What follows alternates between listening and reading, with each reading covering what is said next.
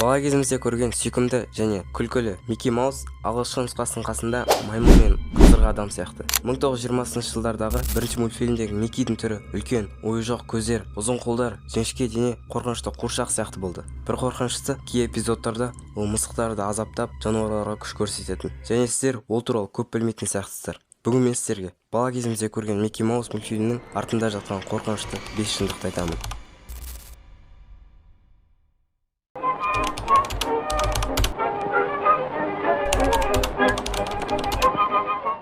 Бұл видео интернеттегі ең қорқынышты аңыздардың бірі. Аты Суги де Моус Эви. Аңыз бойынша бұл видео Disney архивінен табылған. 2000 жылдардың басында бір анонимді қолданушы форумға белгісіз бір бейнефайл жүктеді. Файлдың атауы sugidemos.evi. Онда Микки Маус қараңғы көшеде үнсіз жүреді. 7 минут бойы ешқандай әрекет жоқ. Бірақ 8 минутта дыбыстар шыға бастайды. Фоннан айқайлаған, жылаған дауыстар шығады. Түрі де өзгеріп, көзінен қан ағады. Фон қара түске айналып, жер астынан тозақ дыбыстар естіледі.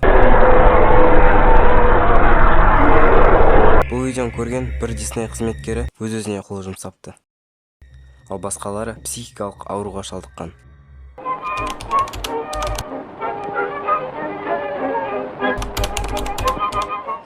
Микки Маустың артында тұрған шынайы адамды білесіз бе? Бұл Ub Iwerks, көлеңкеде қалған гений. 1928 жыл Walt Disney студиясында жаңа кейіпкер жасалып келді, Микки Маус. Бірақ сол кейіпкердің алғашқы суретін кім сіз деп ойлайсыз? Walt Disney? Жоқ, бұл Ub Iwerks. Ол бір күн ішінде жүздеген эскиз салып, Миккиді өмірге әкелген адам. Ол алғашқы қыса мультфильмдерде тікелей өз анимациялады, бірақ оның есімі тез ұмытылды. Барлық танымалдылық, ақша Walt Disneyға бұйырды, ал Ub тек көлеңкеде қалды. Кей мәліметтерге сенсек, Ub пен Walt'тың арасында қарым-қатынас бірте-бірте суып кеткен. Өз алдына жеке студия ашпақ болды, бірақ оның еңбегін ешкім бағаламады. Уақыт өте келе ол ішкі күйзеліске түсіп, қоғамнан алшақтай бастады. Ол көп сөйлемейтін, адамдармен баланс орнатпайтын, үнемі ешкім жоқ, өз жалғыз өмір сүретін. Жанындағылар оны тірі елес деп атайтын. Ub Iwerks ол суретші емес, ол техникалық гений, бірақ оның еңбегін ешкім бағаламады және де Disney тарихында әдейі жоқ қылды делінген.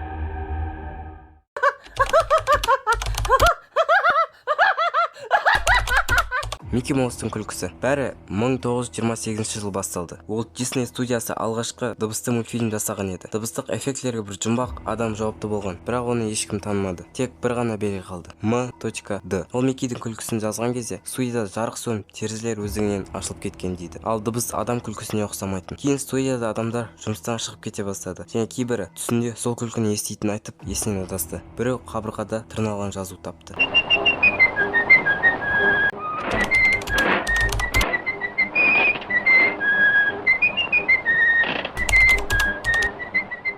Микки Маус шын өмірде бар. Ол қара Микки және түнде келеді. Көбіне балаларға көрінеді делінген. Егер сен ұйықтар алдында Микки, сен осындасың ба деп 3 рет айтсаң, ол сенің түсіңе кіреді. Түстен кейін бірнеше күн бойы сен өзіңді нашар сезіне бастайсың. Ұйқысыздық, қорқынышты түстер, біреудің қарап тұрғанын сезіну.